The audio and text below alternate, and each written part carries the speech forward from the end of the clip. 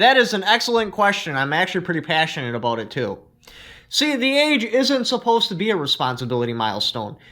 As you worded in your comment so elegantly, and it's true. Like, different people have different responsibility levels at different ages. That is a legal milestone, when a person can be charged as an adult. Because how are you going to tell somebody that can receive the death sentence that they're not old enough to own a firearm? They're not old enough to drink. It just makes no sense. And that's the same thing with the other side of the coin, too. Like, I get so upset when I see, like, 14-year-olds being pushed through as an adult. In order for them to be pushed through as an adult, you would also have to be okay with them doing other adult things, like starring in pornographic films, purchasing firearms, getting shit-faced with their friends, joining the military.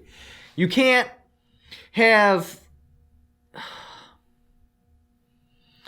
You cannot have a person be able to be charged as an adult and not have all the adult privileges. If you want to raise the age to 21 of a rifle, of drinking, of handguns, of being in pornographic films, you need to do it across the board. They cannot join the military till they're 21. They can't vote till they're 21. Everything. Because the scales of justice must absolutely be blind. There is no room at all for emotion and justice. It must be black and white. Age, crime. That's how you handle it. You can't be like, oh, this crime was so horrific that, you know, we're going to push them through as an adult, even though they won't be an adult for another 4 years. But then, on the exact same side, oh, that Olympic coach molested all those girls that were 14-year-old. Should you be looking at those girls and be like, well, you know, they were in the Olympics. Obviously, they're responsible. You know, maybe they should be considered adults and just let the coach off. Not saying that he should be because he's a monster, but that's the point I'm trying to make here. Like, honestly, if I was that kid's lawyer, that would be one of the angles I would be going. I'd be like, okay, so all these professionals are saying that you're not old enough or not responsible enough to own this assault weapon at the age of 18, so how can we legally charge him as an adult? He's not responsible enough to be an adult. They're saying he shouldn't have owned the weapon in the first place, so, dude, we can't charge him as an adult. He shouldn't be in adult court in the first place. Because you really have to entertain the idea of him not being charged as an adult if you're going to entertain the idea of raising the age restrictions on long guns to 21. To go to court would have taken a long time, so you could do exactly what you're saying, but take the guns first, go through due process second. Side note, I know the things that Trump said was pretty messed up, and he shouldn't have said it in the first place, and he was probably just shooting off his mouth like he normally does, and there's probably nothing to worry about, but you need to use this opportunity as like a rope-a-dope attack. What you do is you bait the anti-gunners in. I usually start with something related to the NRA, and then I'll defend the NRA. I'll be like, they're just a lobbyist organization. They are there for checks and balances. They're the hyperboreal 6-year-old that it goes, why? That's all they're there for. They're not killing babies or anything. So then after you get them all heated up on that,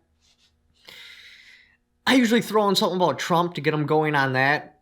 And then I'm like, well, you know, gun control has never been about guns. It's always been about ulterior motives, like removing freedom, etc., etc., etc. And then they'll argue me on that point. And then I throw out there, I'm like, well, you know, in Trump's last statement, he actually said, I'm not afraid of the NRA.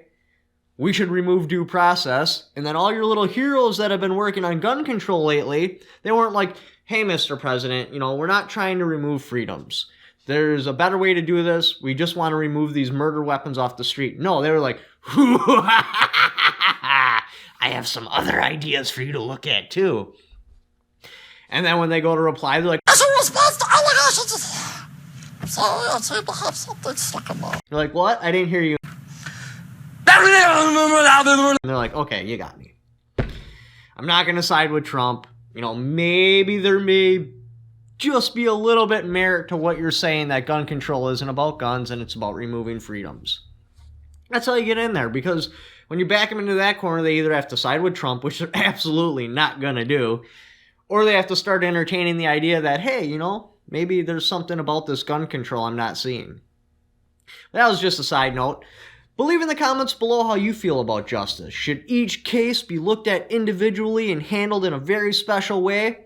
Or do you feel like me that the scales of justice should be blind? black and white, right or wrong, yes or no. Very clear goalposts, very clear outcomes to different crimes. Because I feel once you allow emotion to get in there, the justice system can be manipulated.